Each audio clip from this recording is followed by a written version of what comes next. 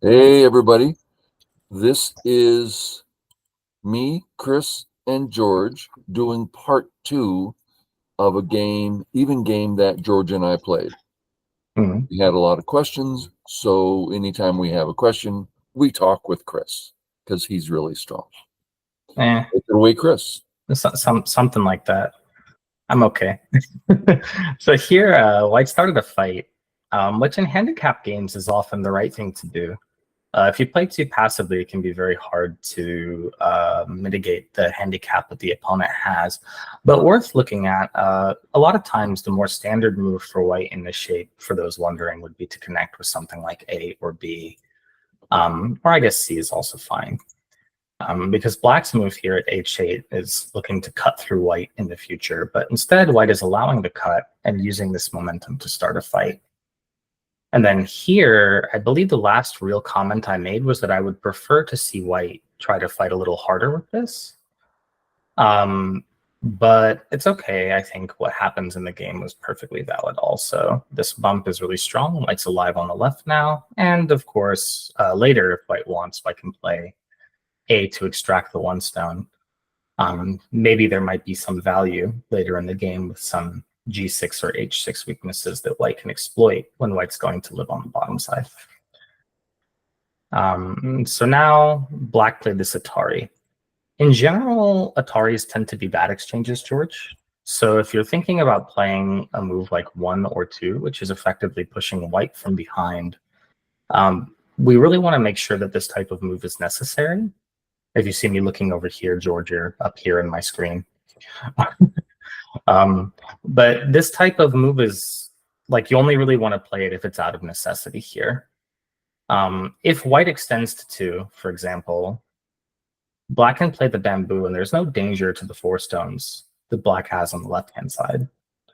And if White extends here, it looks like it's possible for Black to push up and fight, right? So at this stage, I don't think Black actually needs to spend a move going after White's cutting stone directly like this. I think Black could use the Sente and instead maybe pinch on the bottom or try to kick the White stone and make the White stone heavy and attack it. This would be a little bit more active for Black on this board. Chris, if we're going to put a value on him capturing the stone, would you say it's worth 50% of a move? Or less? Probably less even. So here, if we look at the urgency of White's cutting stone, it's not really good for White to pull it out now. So at least in the next foreseeable future, White's probably not going to actively try to use that stone. Okay.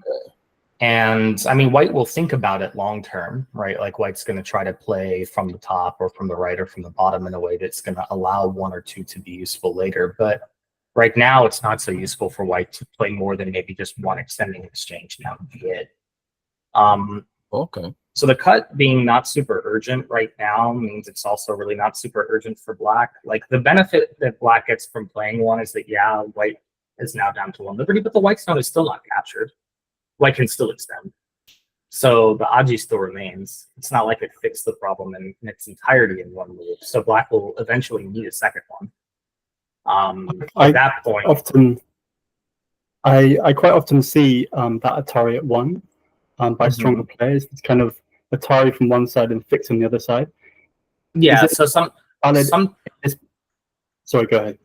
When the cutting stone is important, that's a valid tactic. But if the cutting stone is not so important, then the opponent has no obligation to answer your Atari. So here, what does the cutting stone on this part of the board represent for White right now? If we look at the 2 Black groups in question, Black group A and Black group B and Black group C here, we could just remove this A and make it A and B for simplicity. The A group is going to have an easier time connecting back to the marked Black stone than White is going to have cutting it. And the B group is already in good shape here. It's not particularly cuttable for White. So without any real continuation attack on either side at the moment, White has no obligation to move that stone. As far as White's concerned right now, the cutting stone is over. The cutting stone may become real later, but it's not real now, as in it's not a priority for white to do something. Let me try a white move. Sure. White E11. Let me see. This is something I would be eager to do. E11. Okay. E11 is a shape point move. It's fine. Black can probably just Atari at that point. Save. Okay. So I would start getting a little excited here as white. Now I know there's nothing. Yeah, but this is like things are starting. Yeah, this is the potential that white has. It's just not really applicable yet. Yeah, so pretty easy for all his groups to get. Okay. Yeah. So, because like I said, it's going to be much easier for black to connect the stones on the left to here. And these stones are going to have a hard time being separated from the marked stones at G5 at the moment. So it is something white's going to keep in the back of white's mind, and it is a shape point for black to be aware of. But the question is it worth spending a move on it right now? And the answer is probably not. I think the bottom side is bigger. Okay. That makes some sense. Good. But this is when you start playing Go at a high level, a lot of it becomes playing on that knife's edge, right? Yeah. This is walking the knife's edge. So it's clear to understand that. But if you can make the distinction of what's an urgent cut versus what's not an urgent cut, you can Tanuki in much better timing and not fall behind in tempo. It's easy against stronger players. This isn't a moment where, George, you fell behind in tempo because you allowed white's C9 move, which should be Gote, to become Sente. And it didn't fix all the aji because later lands can still extend and then move that cutting stone out somehow, right?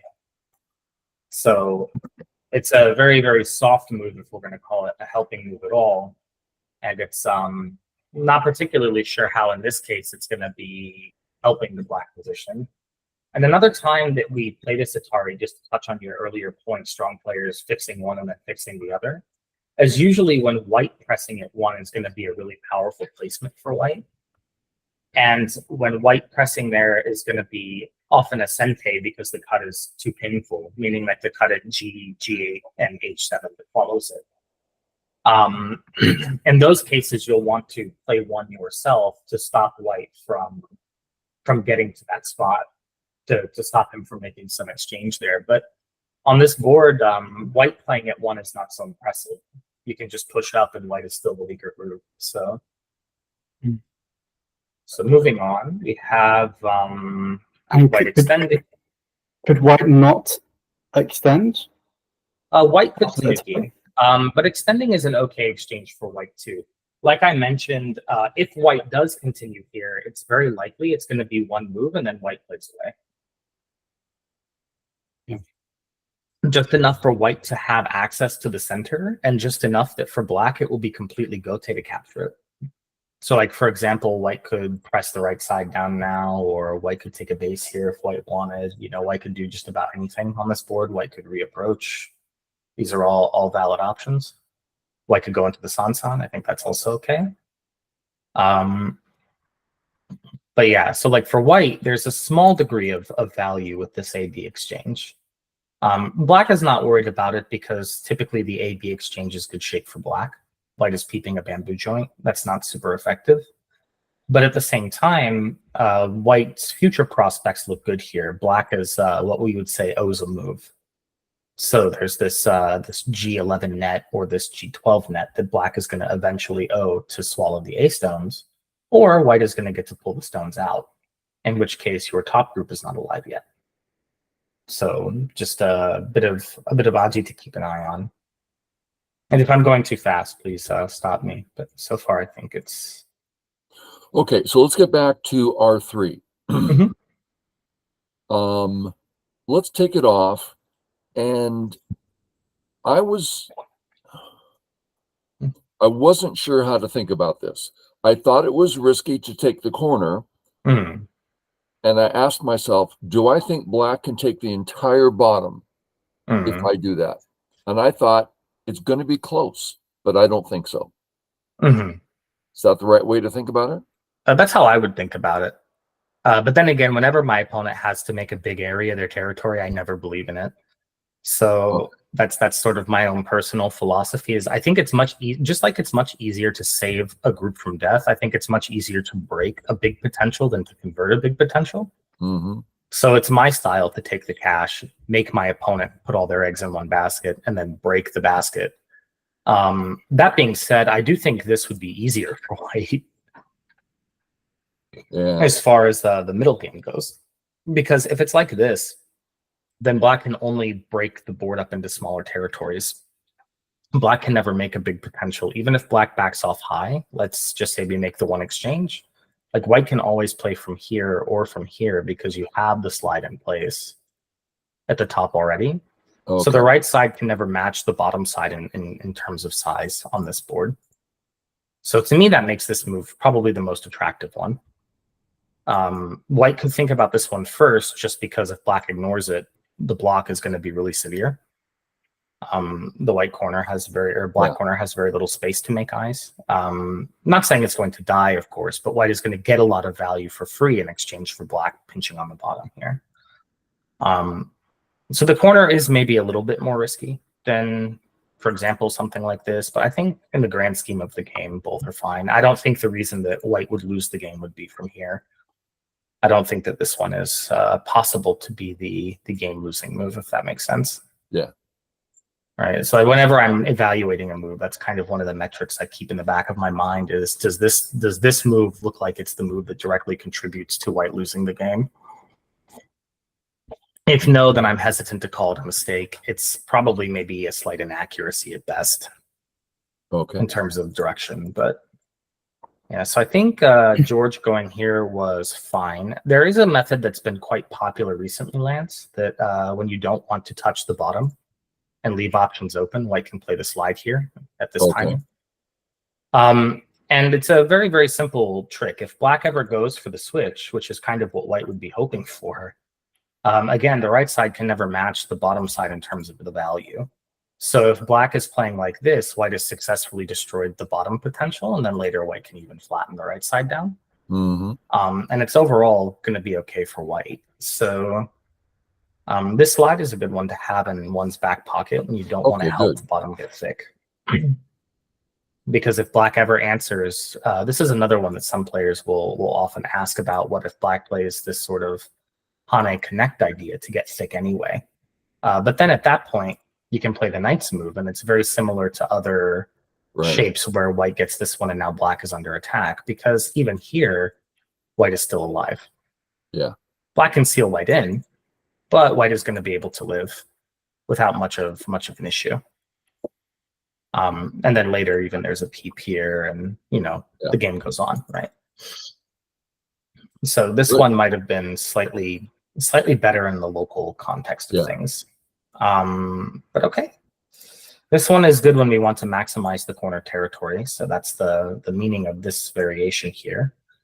George, my recommendation, this is a really good move.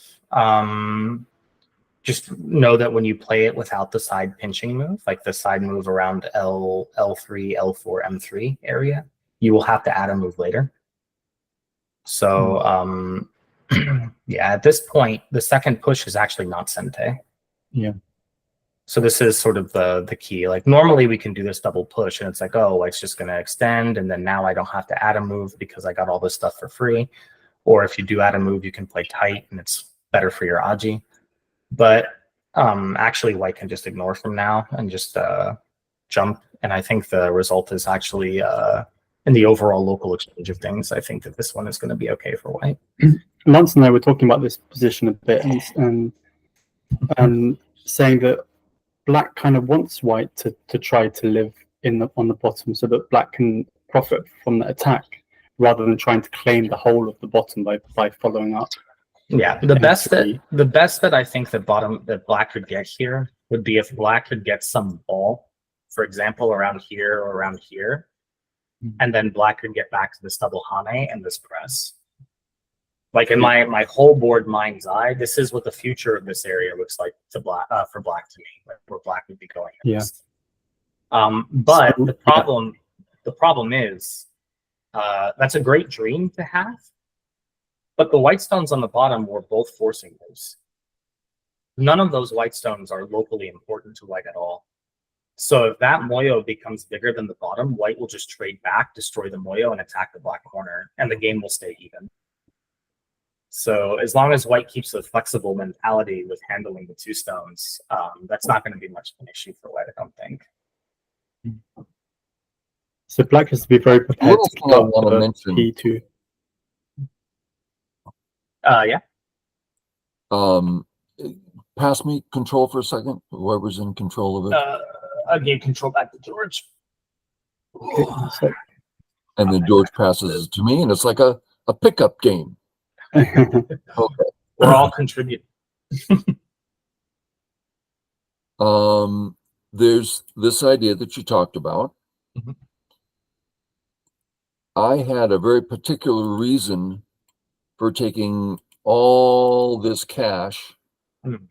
And the idea was, if you can give someone their big Moyo, Mhm. and at the last possible second, remove it, it's like maximum value. Yes. And that's the principle I was working on here. And I looked at that going, that can't be his. But it turned out it was. So that's all I wanted to say. Back to you. Yep. And then the next part that comes even after that is unless something else becomes bigger, in which case you give it back to them and then you take the bigger thing. So, like stone, like Buttock Doctor has that saying, right? Like stone's values are always changing. So every time we go through that evaluation stage and we're looking at the list and we're thinking about what we're trying to save and where we're trying to move, we always need to sort of evaluate what stones are we working with and how did we get them and what job, what role do they still have to play in the game. If we can break the bottom, it's going to be big. If black can get the entire upper center area as compensation, it's going to be bigger. So at the point where the scale sort of tips the balance and the upper part becomes bigger than the bottom part, white should be thinking even further, how do I sacrifice the bottom back to black to now take the more valuable area? And then white getting anything in that whole situation is going to be successful for white most of the time. Because white already got the cash. That was your profit, right? So you took that up front. So you don't have the burden of how do I make 10 points of territory while I'm trying to live in the exchange. You've already got the points. Now it's just a matter of restricting what black gets. And so always we have to move to the biggest place. You still have control, by the way. Whoever.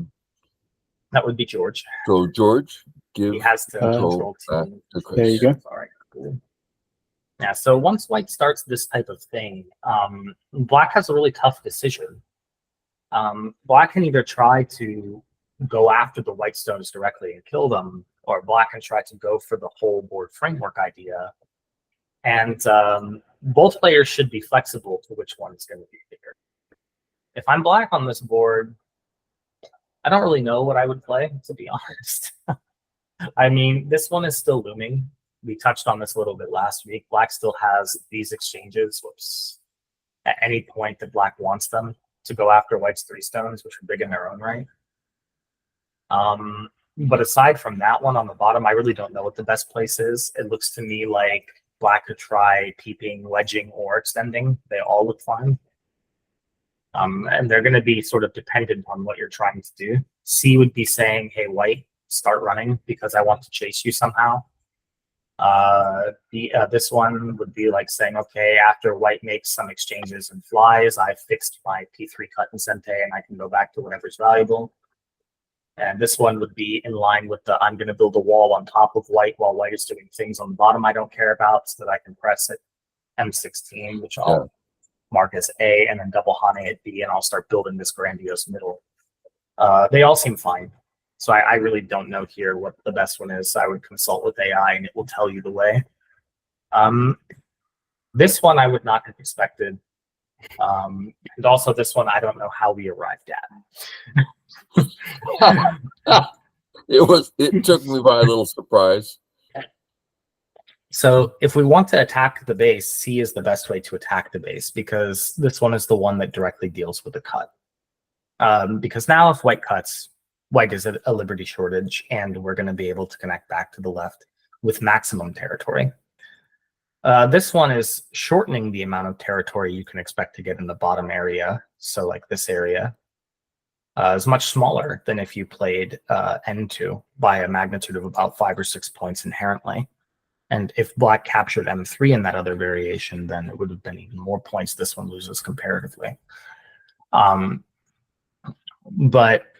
it is still somewhat Sente-ish. So instead of a 5-point loss, maybe it's only 2.5, 3. But even then, this should still be a bit of a local loss for black. The white's block is making a lot of sense. I like this move. Get space for white towards the center, and black is crawling on the second line.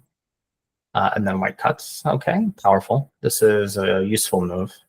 It's going to force black to either extend or abandon. And black chooses to extend. Okay. And then white connects. It's very thick. Okay, so here, maybe it's possible for white to jump. Now I say maybe because I haven't calculated. But intuitively, I don't think we're worried about this cut. Right, at all. Yeah. This cut would be really good for white. So it protects the cut, but also it sort of takes away one of the key jump points from black. Now, granted, black can still double Hane, or at least play the singular Hane. This Hane is by itself not going to be Sente if the right side is small, so white might just ignore it. But it seems like this is maybe a shape white can consider. Very often when you have these opposing walls in this type of configuration, where they're both extending influence in sort of like the same boxy area, the person that gets the extension first has an advantage. So if I'm white, I want to get that extension first most of the time. Now, if white can kill the bottom, which I assumed was the case, and 95% of when it looks like this, black's got to connect. So I would get both. Right. But it was a wrong assumption on my part. Yeah, because black is going to be able to make some potential, like some position here, right? I assumed. I've never seen this not work before. It's the first time. It's like, of course black's dead. Obviously black's dead. Black's not dead. Yeah, but it looks like black, no matter what white does, black is going to be able to just barely squeeze out alive. Yeah. That stone at F3 is really helpful for black here. Yeah. The F3 combination, F3, G4. Yeah. Yeah. But it seems like so, there's I guess, no way to kill it. This exchange is very good for white, right?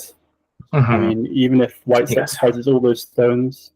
Well, yes, because if we count the number of stones that both players have played inside, white has spent, what is that? That's 5, 8, 10 stones. And black is at a deficit here of 3 in the local exchanges. So this whole thing, where remember when I counted before, your L2 move, was it? Yeah, your L2 move. And I said the point loss, because it was going to be Sente against white, was something in the neighborhood of 2.5, 3 points. There's your 3-point deficit, H1, J1, H2. So the maths. You're filling three of your own territories, even if white loses the group. So in that case, yeah, black loses about 3 points from the L2 exchanger compared to if you had just extended. For those at home that don't know that, this is just a little bit of a counting exercise, very similar to what Lance does in the opening to make sure that corner exchanges are worth what they should be. Whenever you're looking at a local series of forcing exchanges inside an opponent's territory, you count how many moves they've played inside their own area versus how many moves you've played inside their area, and if there's a difference, you can see who's coming out ahead, and usually it's going to be you if you're sacrificing. So, and here, since black has played so many moves in his own territory, it's actually a significantly smaller area. So I was very happy to give it up. Yes. That being said, The jump was a bit soft. I would have gone one further and maybe Haned before jumping. These are sort of free for white now. Because black cannot afford to let anything get cut off and killed. So black has no choice but to fight. And then for white, it's kind of like white's going to get these exchanges for free as well, which can help white make eye space. And then now when white is coming out with something like this, I think it's going to be much harder for black. So this is a bit of a tactical thing. Not to say that jump was a mistake, right? Just that whenever you're in the situation with white, even if you end up sacrificing, for players at home, these sorts of weaknesses, the diagonal weakness that we can exploit with this Atik push at A and then this knight's move we can cut at B, oftentimes, as long as these weaknesses don't damage the eye space of a nearby group, which none of them does, they can be very useful exchanges for generating valuable forcing moves. Which, when you're invading, forcing moves are the kings of invasion. You need those to invade successfully. If you're invading an area with no forcing moves, then you can't hope to ever live. You need to get benefit for free. So in the game, white chose to jump directly, which is fine. I think this is okay. Nothing wrong with this one. Probably I would have gone one more to the left. And again, this just sort of touches on the fact that there's a weakness nearby. So I want my stones to be a little bit closer to the weakness of my opponent. Yeah, that makes sense. It makes this Aji a little bit more potent in the back of black's mind. Now black is going to be thinking about it like, okay, white is getting close to that cut. White's 2 stones haven't been captured yet. Maybe there's going to be some tactic here. I need to make sure I'm not missing something. And even though there might not technically be anything of additional value physically on the board, making your opponent waste time thinking about it is a resource in Go. Time is just as much a resource in this game as anything else, because the more time, for example, George was black in this game, the more time George has to think about these 2 stones, the less time George is putting into finding the vessel. So just a little bit of Go psychology there for those that don't know about it. And if you're white in a handicap game, absolutely be treacherous. You need treachery to win this game. So white jumped. This is fine. And black played this one, which is not exactly working. And this is just because even if white just simply block, you don't really have a clean way to cut through, George. Like, you can't Atari below and expect to get through anywhere, which is usually where this move shines. So if that's the case, probably it was better for black to go all the way through. And you might wonder, like, oh, but can't white just cut? But if white cuts this way, black will extend. White is going to be dead. And if white clamps, black can connect. Oops, that's not a connection. Black can connect and cut here. And it's a little bit more forceful for black. So I think this one might have been a bit soft. Could I have attacked the whole thing from the outside? Something like this, you have to be a little careful. And that comes down to the fact that A and B are still fighting, and the A group itself does not have a base or eyes yet. You haven't gotten any of the exchanges around triangle to stabilize at the right-hand side. So if we start inviting white to run out to the center and separate A from the left side group, you're going to end up with 2 problems very quickly. So I think this one might be a little overplay. But even here, this one can be okay. I think it could be difficult for white to spot maybe the best way forward. I think just blocking works. I think playing diagonal might also be acceptable here. This one would be quite thick for white. Normally, we don't play such a heavy, thick step. But white is still looking at A and B. Which is a big problem. And so getting this type of power, usually we like diagonals whenever we have something we can do on both sides. And so here we have a cut we can do at A, and we have a black group that is not strong yet at B. And so this is a case where white could try to take a power stance and say, okay, I don't have a base or eyes, but my wall is very thick. And your group at B doesn't have a base or eyes. It is less thick than my wall. It has less liberties than me because I'm extended to the center. You're running into my group. And I have a cut at A, so this fight is going to be better for me. Do your worst. Which is a pretty bold claim, I'll say. But if the claim is successful, white is winning. So I'll just throw that out there. Yeah. Now, obviously, with this, you can't really read every variation that's going to happen, but the feeling is this one should be playable for white. There's too many weaknesses, I think, around for black to really counterattack this in any meaningful way. There's not a cut that works, and there's no like direct refutation to this move. So it's going to be hard even for a strong player to figure out how to handle it, let alone somebody who is not solidly at Dom level yet. But this one is like the standard, so this one is perfectly fine. This clamp. So George is saying, I want to cut. How do I feel about George's cut? I don't think it works. What if white connects? If you go under and I clamp, George? I didn't think of that clamp.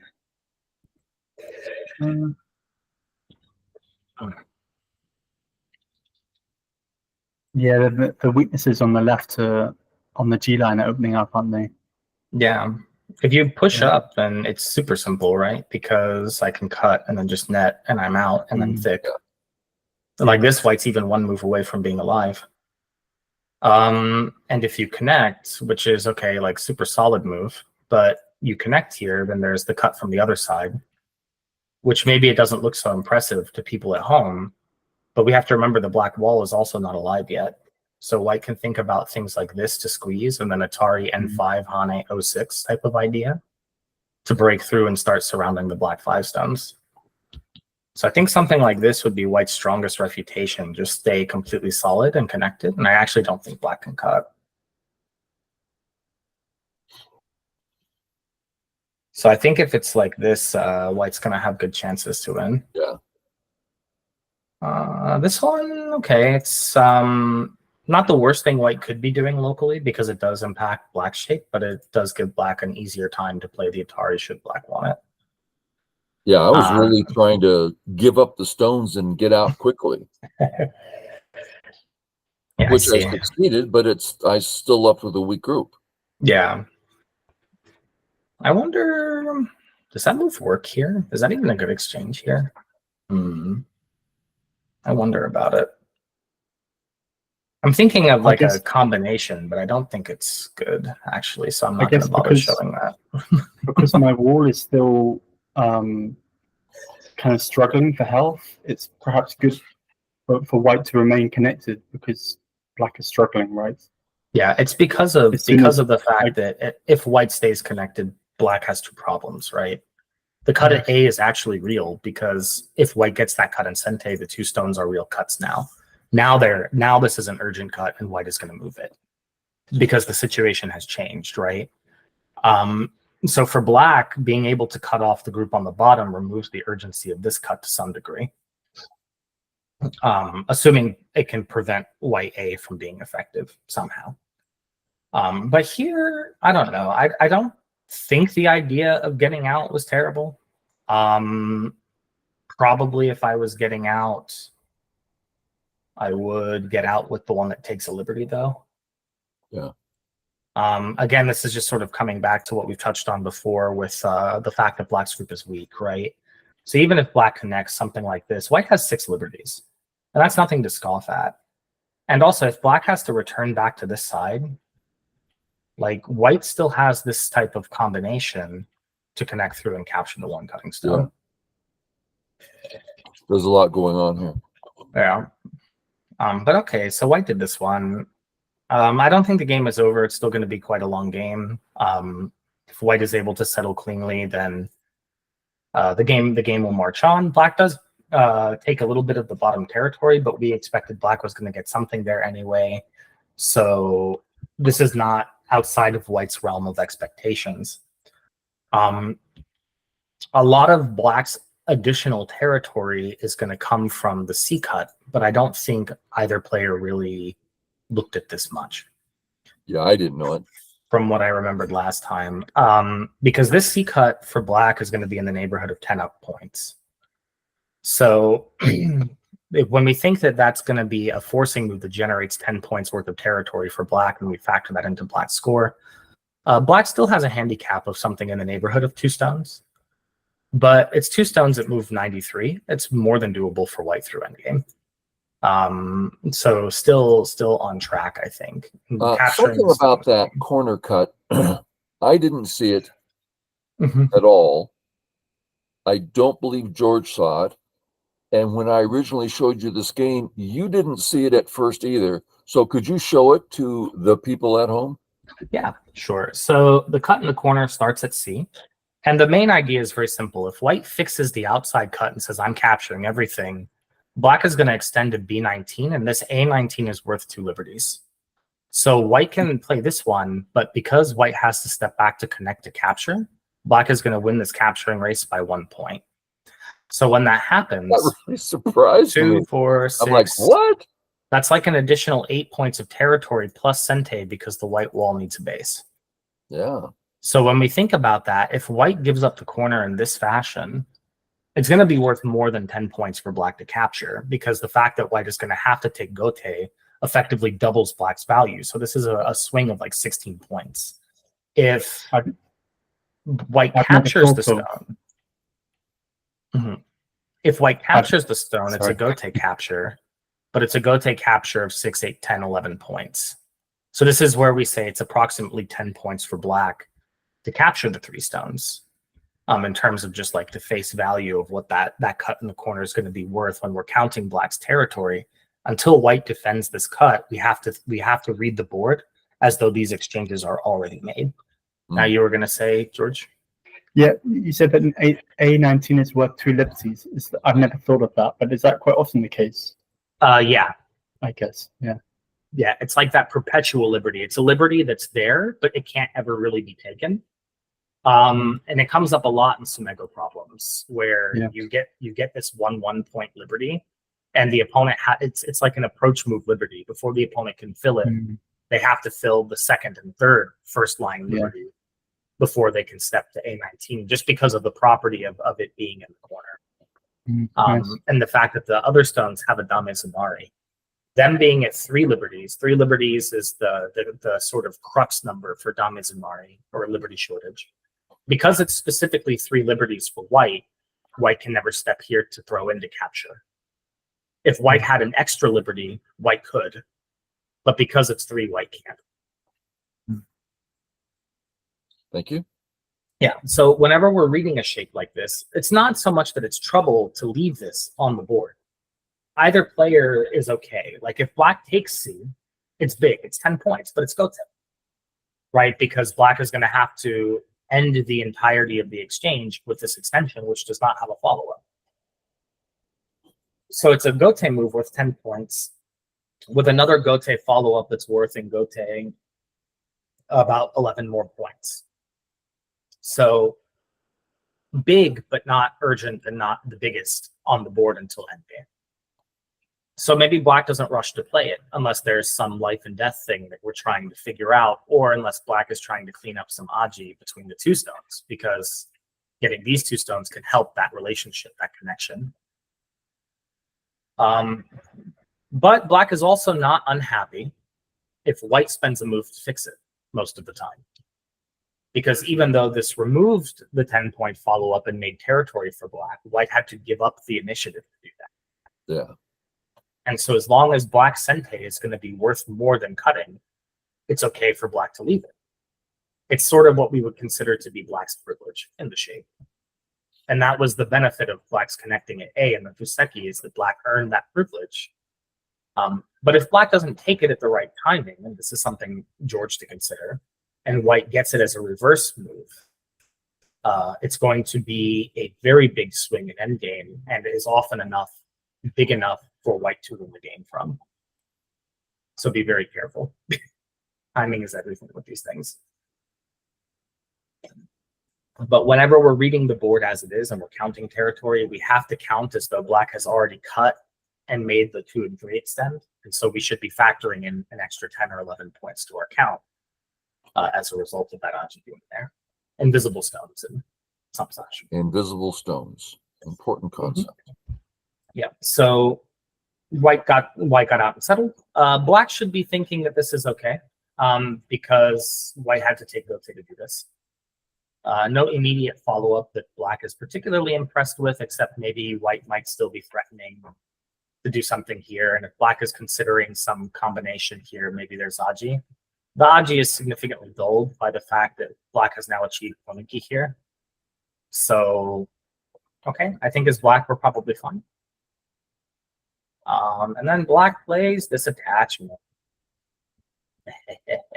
I love attaching moves. I do not love this one, per se.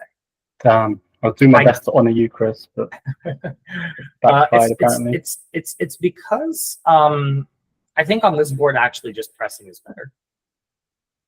White has a very difficult choice. If white blocks at A and gives up B, black is surrounding white naturally. It's not small.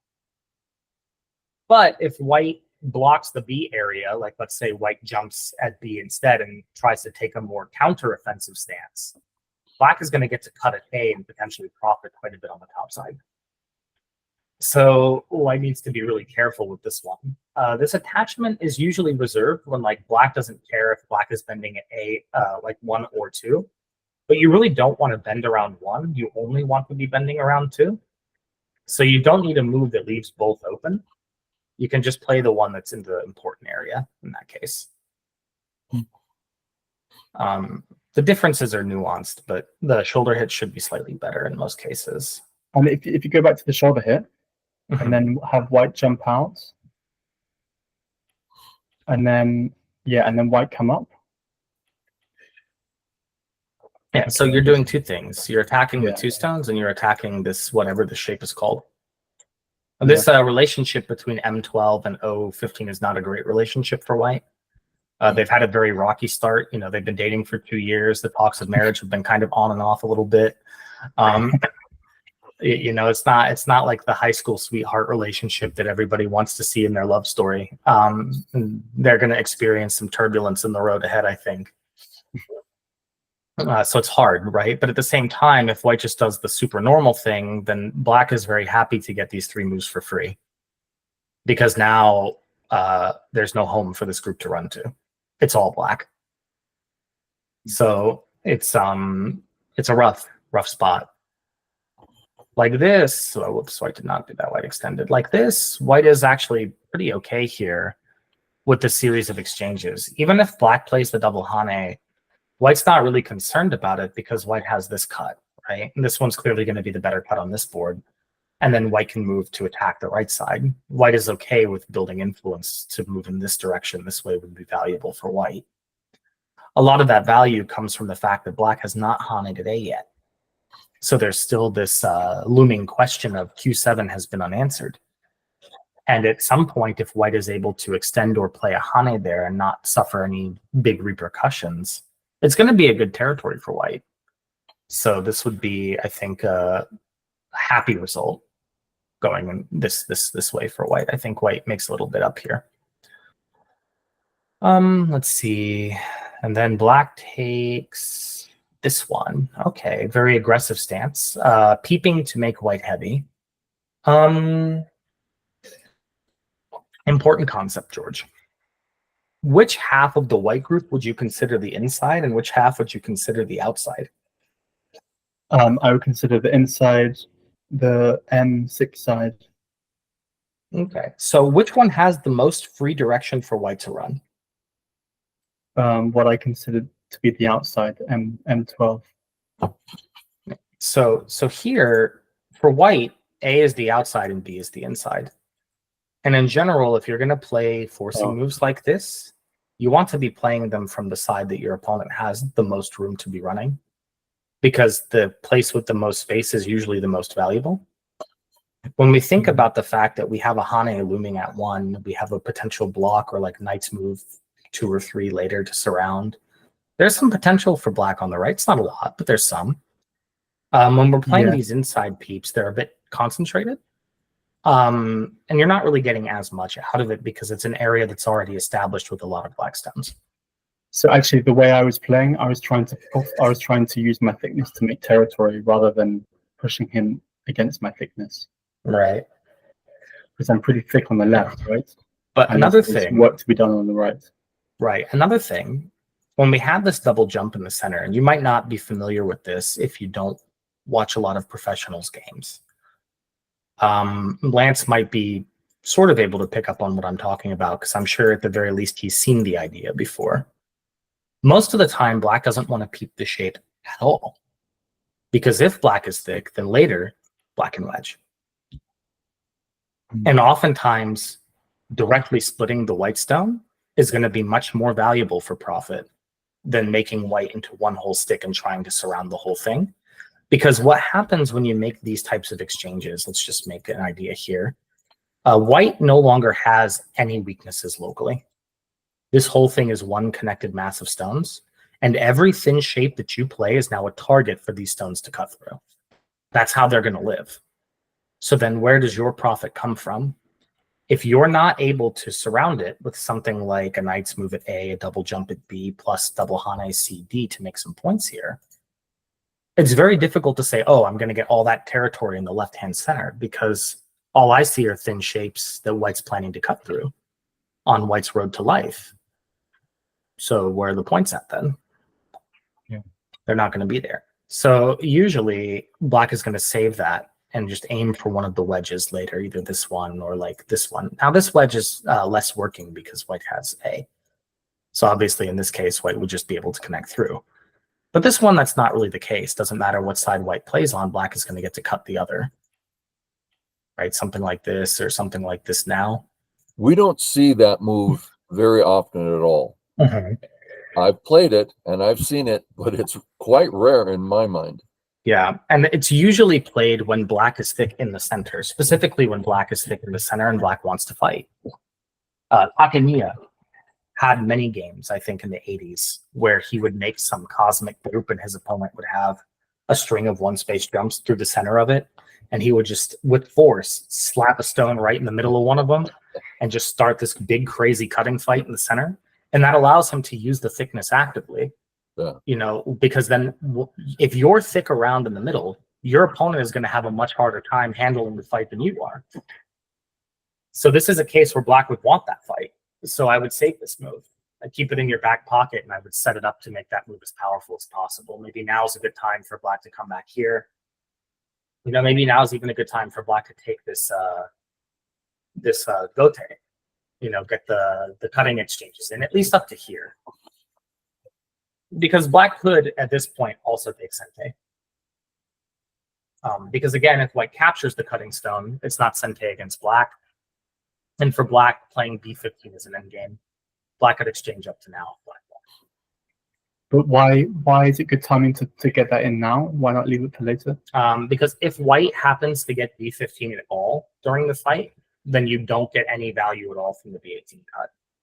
So it's kind of like guaranteeing that you've made white to spend 2 stones inside as opposed to 1. White lost a point. And then now later, if white captures, white still lost that point. It's different. Versus you playing away, white getting here, and white lost nothing, and actually white maximized the corner territory, right?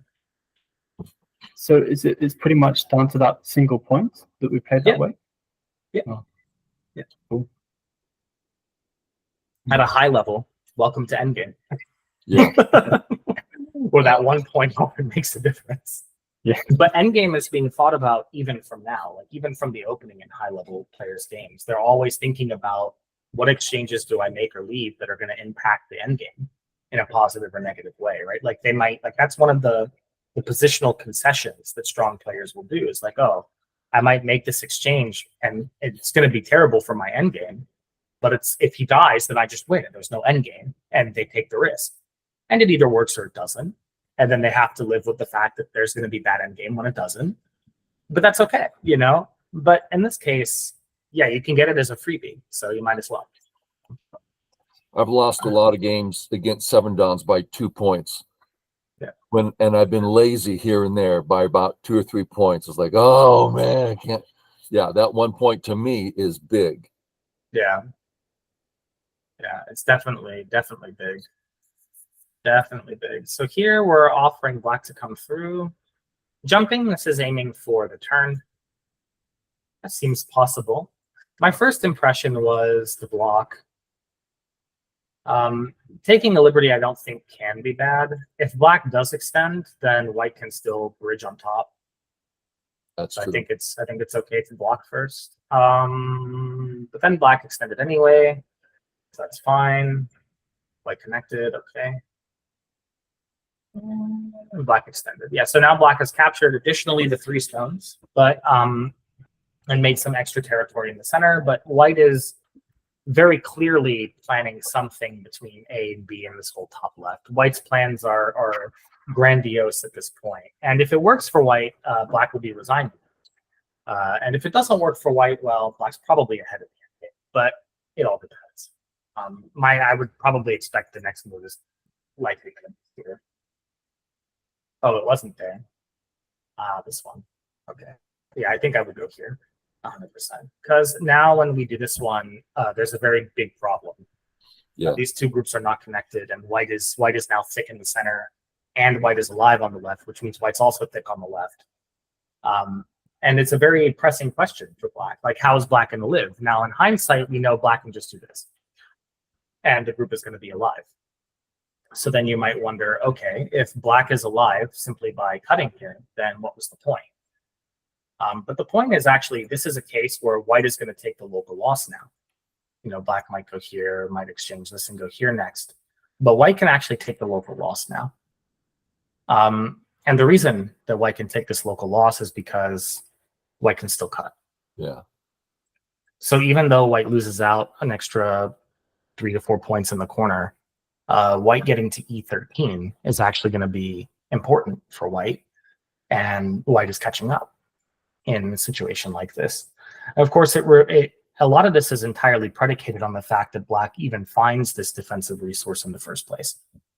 Because if black doesn't find it and plays something else, and white gets the chance to fix it through the course of the fighting, white is probably just going to be better. So I think I would have gone that way. The problem with this one is that for black, again, we've talked about this a little bit before on the channel for those that don't know. We have to remember the origin of black's 2 stones. These 2 stones were forcing moves. Black is not inclined to save them because the immediate value is that they've made distance between white. They've forced white to step slowly from A to B. And that's already value. I was still defending my B group. Mm-hmm. But it's thick enough I shouldn't have to worry about it. Right. And then black is sort of, okay, maybe this was preemptive, but black, George, you're in the eye. Or let me do 1 and 2 just to make it simple. 1 and 2. Yeah. You're in the eye. There is no urgency for you to answer white's move in the corner. You blocking it 2 does not activate a variation on the top side. And it also, like, the only thing that 2 does is try to say, okay, I'm going to forestall this attack. But you don't forestall this attack, white can still play here. So, yeah, at this point, if I'm black, I would be defending. This knight's move is quite big, or you can try this one if you're more so inclined. Obviously, you can still cut at 1. But something to fix the thinness would be better for black. I think if it's like this, black is still comfortably ahead. Because white will still need to get compensation out of A for sacrificing B in the wall. So I think this one was just a hair too slow. And then white gets back to the important move. This move I like a lot. Black goes for double hane. This is okay. White cuts this way and then captures. So now white's middle group is safe. And white is, I guess white is okay with this result. My feeling was, if I'm white, I think my feeling is I want to cut this way.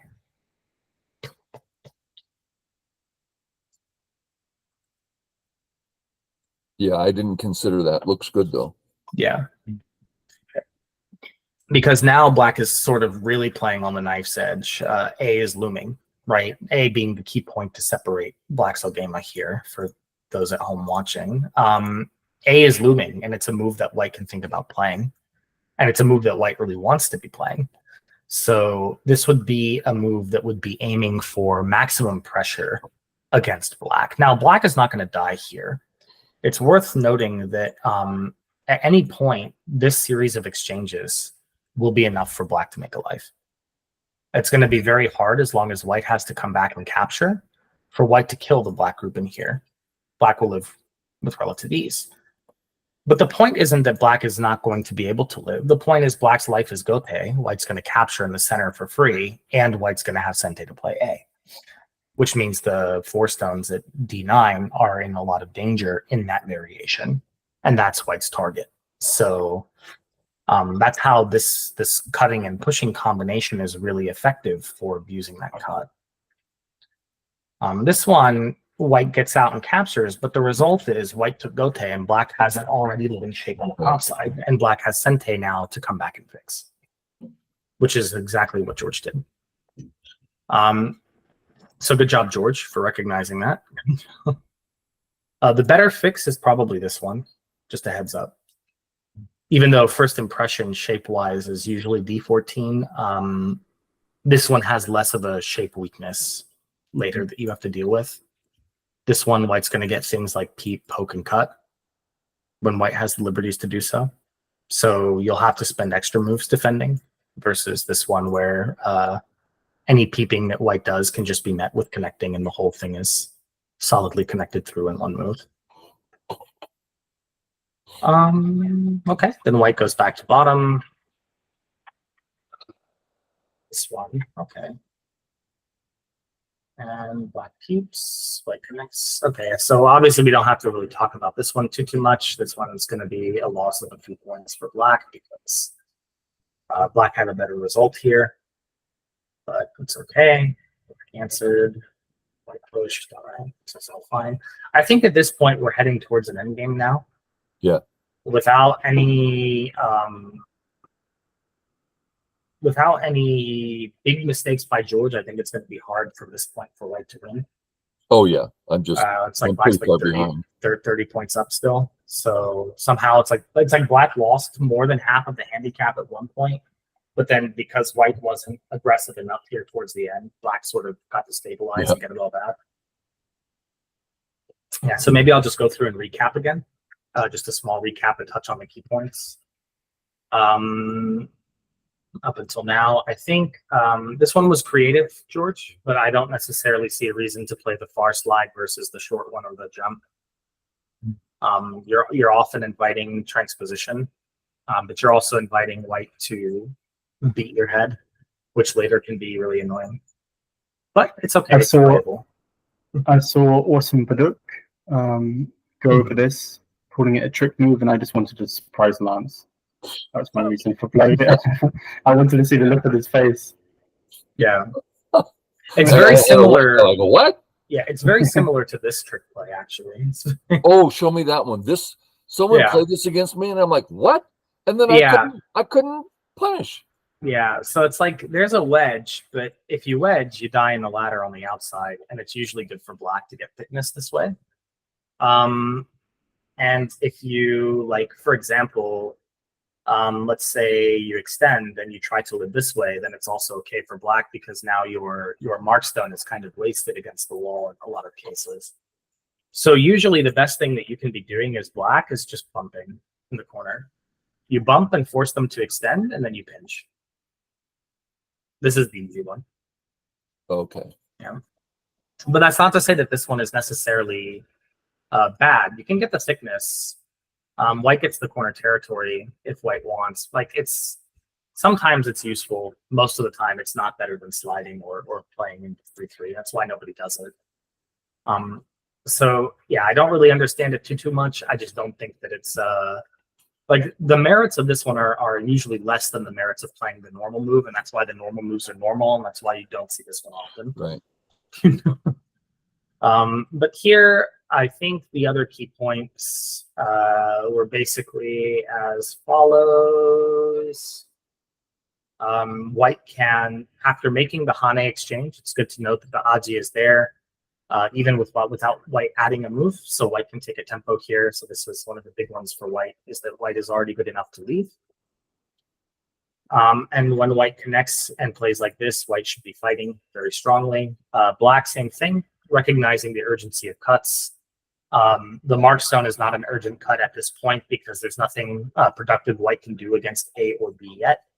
So for black to spend a move would be very thick, but also very slow. So this would be a good timing for black to start looking away to more valuable places. We talked a little bit about here. That kick, the P through kick in this position, because so the idea. Yeah, go for it. No, what were you gonna say?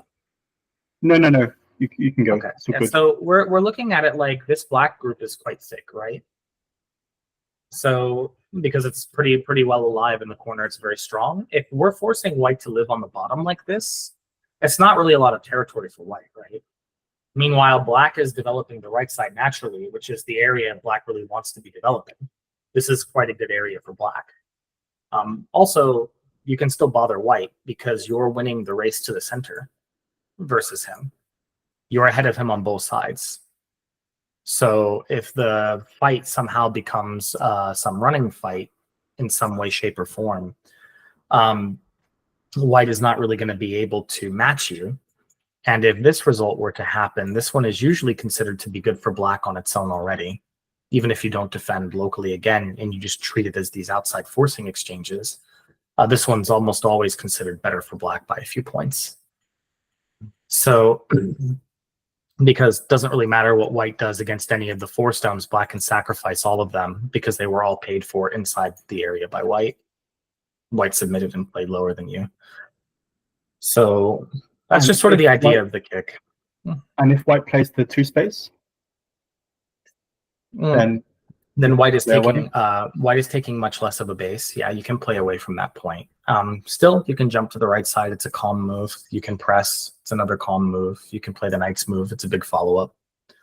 This one would be looking at striking A next, which is sort of taking advantage of the thickness of your Kosumi here.